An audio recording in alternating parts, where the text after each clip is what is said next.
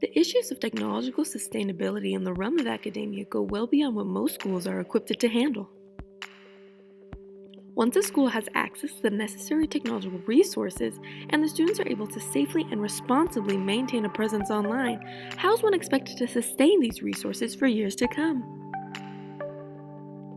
Today's technology is progressing and modernizing with every passing day, but the funding is not as disposable as the technology it is used for. When one purchases resources such as computers, laptops, or tablets for a school or district, this is not a one-time purchase. One must keep in mind that the software will eventually need updating, and additionally, there is the likelihood of product damage and the need for maintenance or replacement. Schools need to learn to be smart shoppers in the market for new technology in terms of what you're buying and who you're buying for.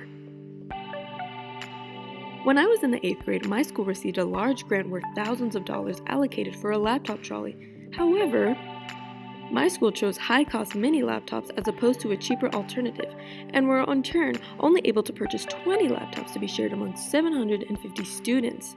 That's a ratio of one computer per 38 students. The trolley didn't even have enough to accommodate a single classroom, and by the end of the year, we were down to 17 laptops due to students' wear and tear. This was much like Coachella Valley School District, where poor buying decision led the school to find themselves requesting a compensation for $1.3 billion. In both situations, we were faced with several issues. The most prevalent being that schools across the nation predominantly spend their money poorly and buying products that are unnecessarily expensive when cheaper alternatives or mass discount purchases are available.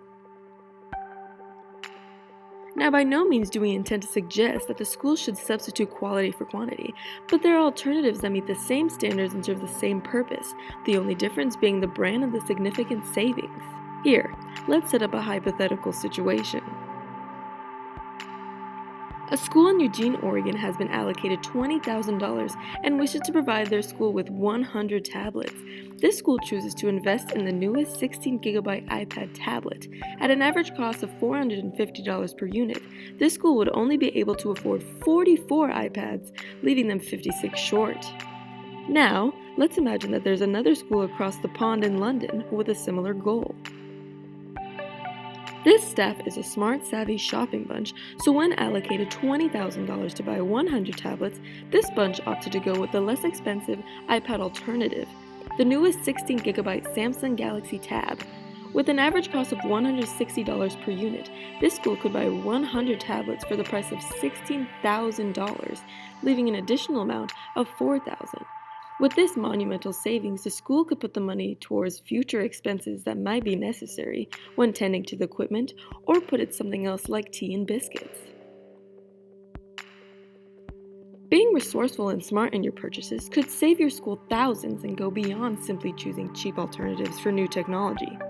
Programs such as Raspberry Pi and KeyPod exist to deliver high-speed and high-quality operating systems to existing technology that is likely readily available to these schools.